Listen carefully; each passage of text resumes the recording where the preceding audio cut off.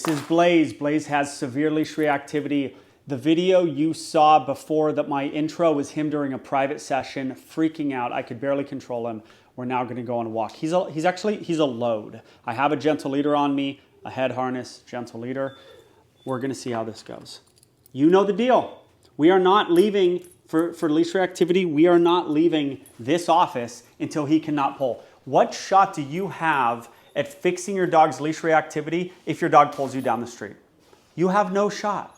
You got to get your priorities in order. Fix the pulling, fix the flying out of your house, and then you can, look at this.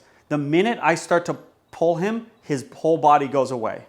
The minute. So I have a gentle leader because this might be just, he's in a fear period too, 7 months old. That's why I'm not tripping on this guy's leash reactivity. Sometimes you have to loosen the criteria and go, okay, you're freaking out. This isn't the end of the world that for a month you freak out on walks because they're hitting a fear period. Nobody trips out when their kid hits 2 and they go, why is the kid like throwing these temper tantrums? Or 3 is when I think it hits. Because the kid's in a fear period. It's not always fear, their brain's changing. It's just called a fear period. I want to rename it. I don't actually love that. Why are you whining? I don't actually love that. Look at this pull, dude. This dog is a puller. You saw pre-intro, you saw him freaking out in a private session. Blaze, Blaze. Blaze, come. I'm going to grab some treats too. Hey. Chill. Chill. Just have a little conversation with him, okay? You're okay. You're okay. You're a good boy, all right? You see that little like move when he left me and he was like, It was subtle. It was there though. Pulling to get to Carly constantly. He loves Carly. So he's like, I don't really want to be with this guy. I've been nothing but nice to him. But he's like, oh, now you want to be with this guy. That's why I got the treats. He wanted to be with Carly. How about you want to be with me? I got treats. Okay. How's this sit at your front door? I'm going to go and you think I got a shot of this guy staying when he just comes around here and he leans against the front door. The minute this thing's open, he's going to leave it. Blaze, come. Now, I haven't done a lot of work with him. Sit. I'm not saying that you shouldn't, before you go on a walk, you shouldn't do sits and stays. You should, but you also have to go on walks. You can't have your sits perfect and your stays perfect before you ever leave your house. Blaze.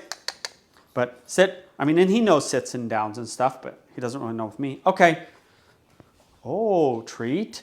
This is a dog where treats feel right. He's young. He's going through a fear period. There are some dogs out here who they know how to walk, but they just don't do it. They know how to, they just like pulling mom down the street and it works for them, so why not do it? Those are the dogs where I'm not going to be like, oh, please just stay with me so you can get a treat. Please, dog. Hey, kid, do your chores and I'll give you money every time. How about you just do them? And I'm not perfect with my kids. I pay them for stuff. I probably shouldn't. Do your work. Contribute to the house. We're not paying you for everything.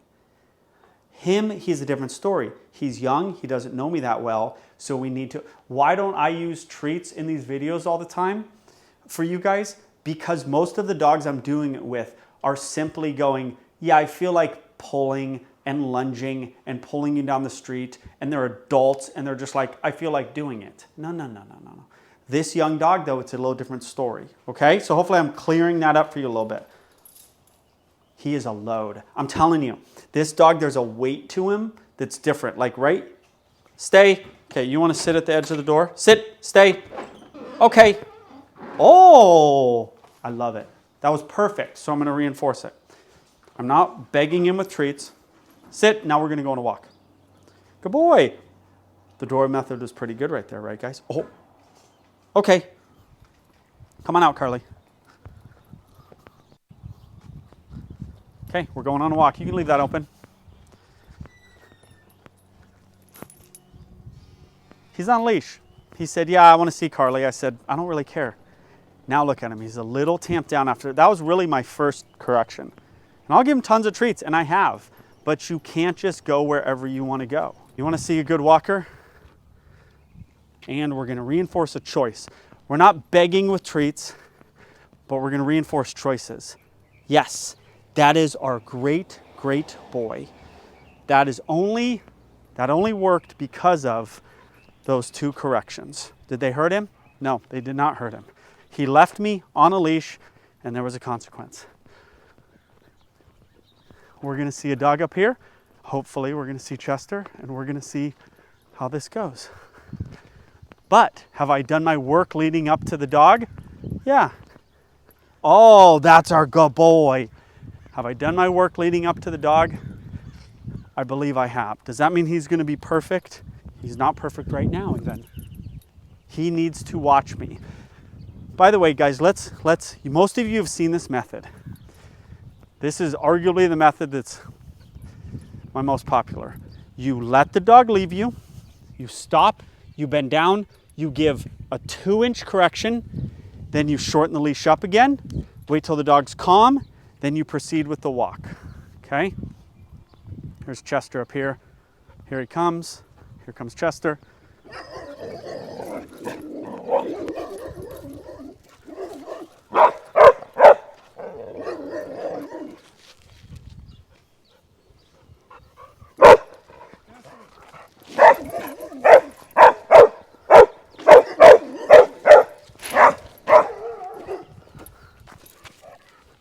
Butt flip, butt flip, good boy. I let him get it out.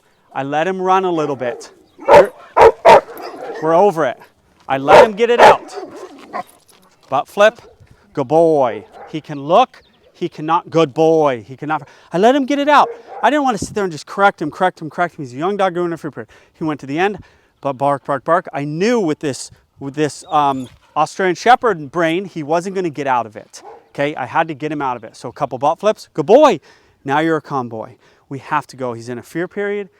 Let him get it out for a minute, not be too, I'm not going to sit there and go, oh, please don't bark at that dog and give a treat. I let him get it out and then I was over it.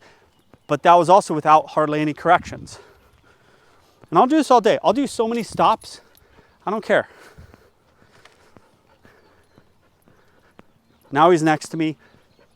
This is a dog who you have to let him get out of this fear period and do like what I did there, which was like, let him get it out a little bit and then go, we're over it. There was no cue given. Why didn't I give a verbal cue? He doesn't care. I wouldn't have done anything.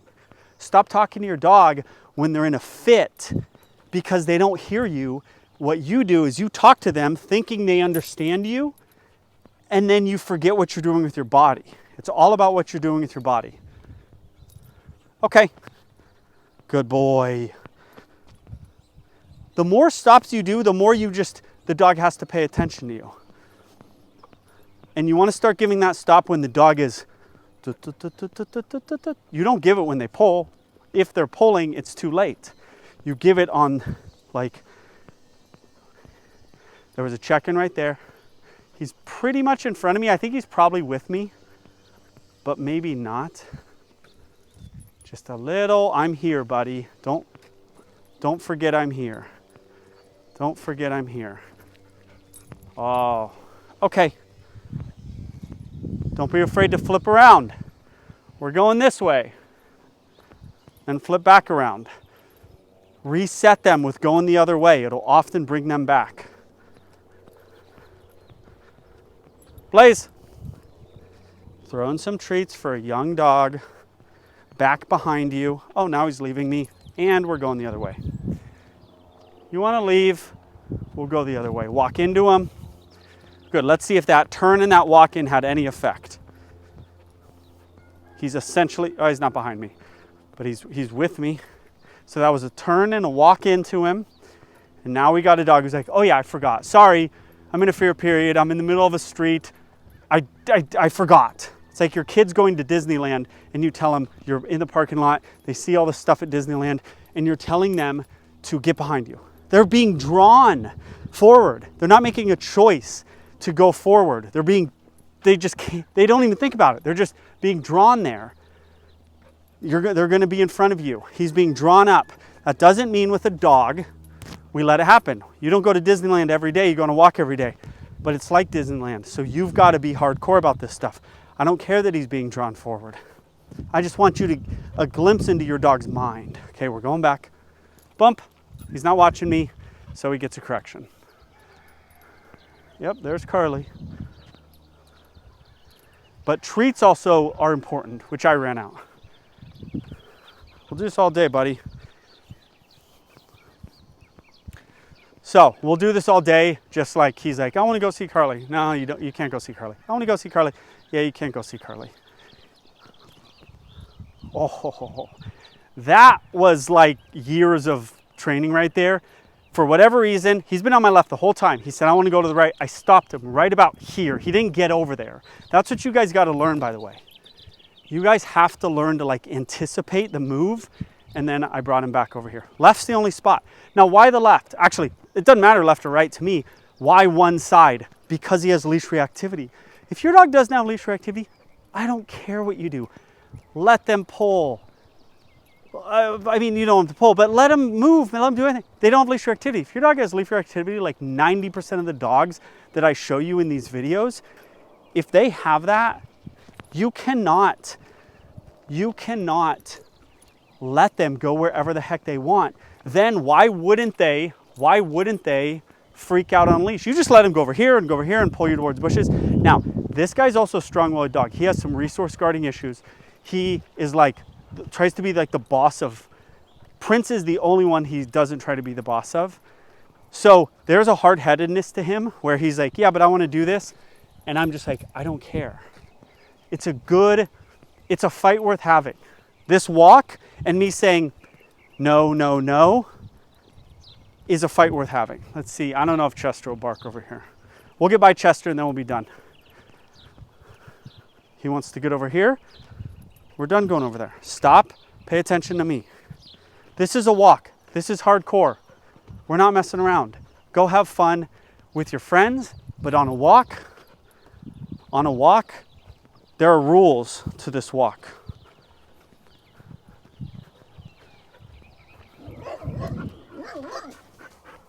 Good boy.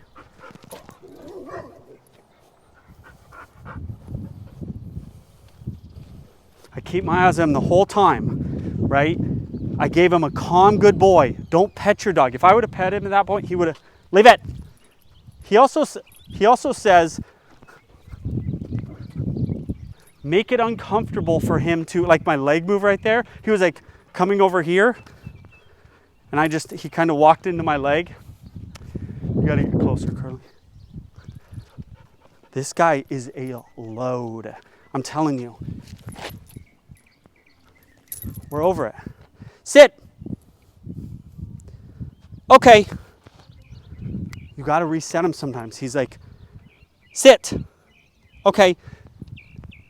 You guys who, if any of you think there isn't some like boss, I'm the boss aspect to this stuff, you're out of your mind. Like right there, I was like, sit your behind down. And he's like, okay, sorry. And it got him like, okay, this guy's the boss. It matters. It absolutely matters. It absolutely matters. It's the reason I'm able to do what I do with these dogs is because of that attitude. And I want you guys to have that attitude, okay?